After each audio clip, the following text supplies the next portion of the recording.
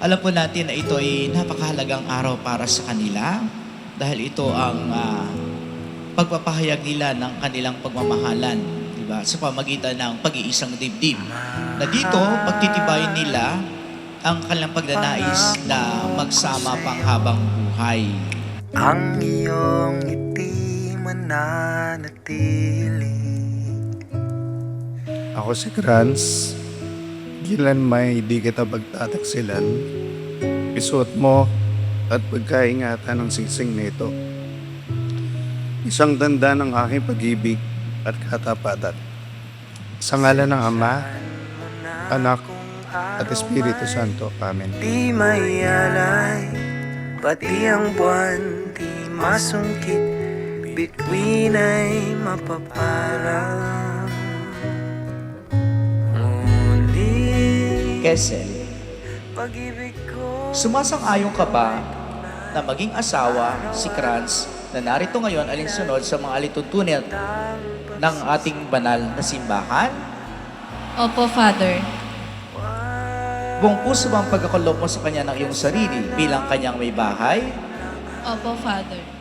Nakalaan ka bang balikatin sa piling niya ang pananagutan ng buhay may asawa? Opo, Father. mahal.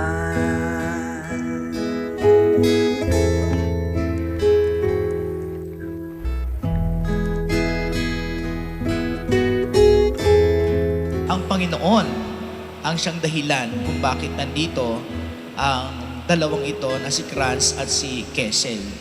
Dahil niloob niya na sila ay magsama sa pamagitan ng pag-ibig o pagmamahal. Good light shining from your eyes. Gotta tell you something. Gotta tell you something. Hard times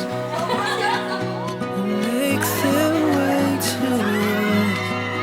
Gotta tell you something. Gotta tell you something.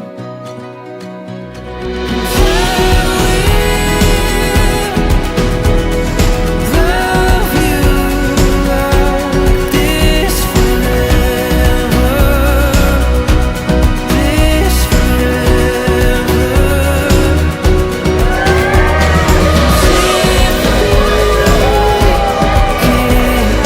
Lost here, let's get lost together. Lost together.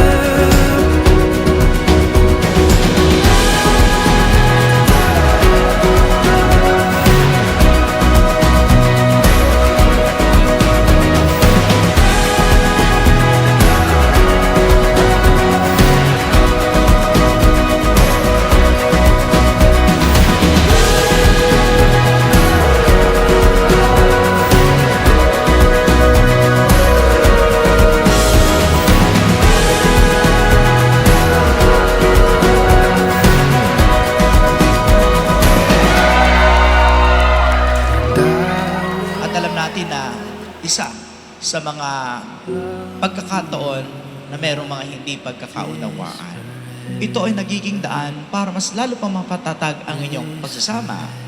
Di ba? Dito mas lalo nakikilala ang bawat isa. Dito mas lalong nauunawaan ang bawat isa. Kaya nga siguro ibinigay kayo sa isa't isa nang sa gayon ay maging suporta ng bawat isa sa buhay.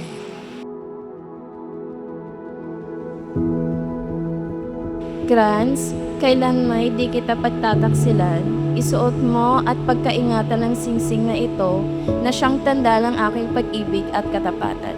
Sa ngalan ng Ama, ng Anak, at ng Espiritu Santo. Amen.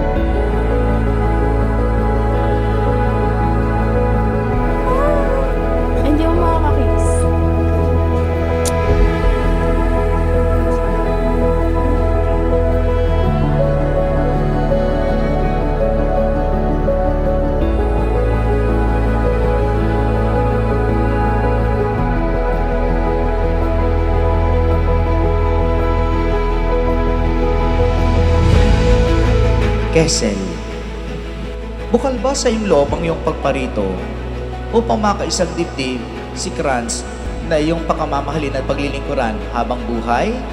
Opo, Father. Ikaw naman, Kranz, bukal ba sa iyong loob ang iyong pagparito upang makaisang dibdib si Kessel na iyong pakamamahalin at paglilingkuran habang buhay? Yes, Father.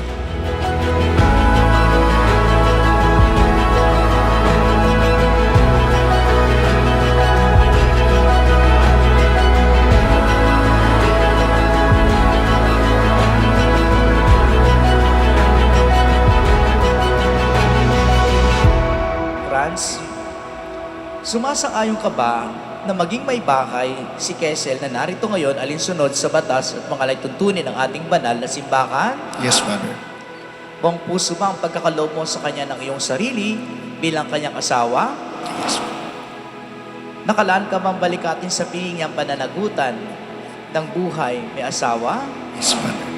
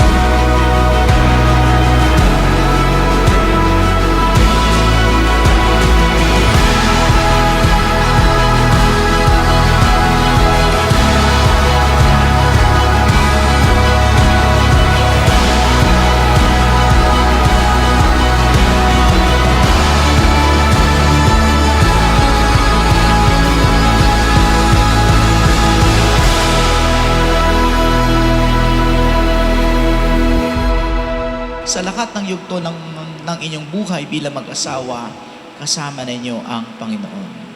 Kapag dumadating mga pagsubok, kapag dumadating yung mga hindi pagkakaunawaan, hingin ang tulong ng ating Panginoon.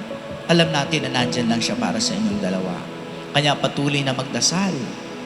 Patuloy na hingin ang tulong ng ating Panginoon na sana nga yung tatakakin yung buhay mag-asawa ay patuloy niyang basbasan, pagpalain at biyayaan.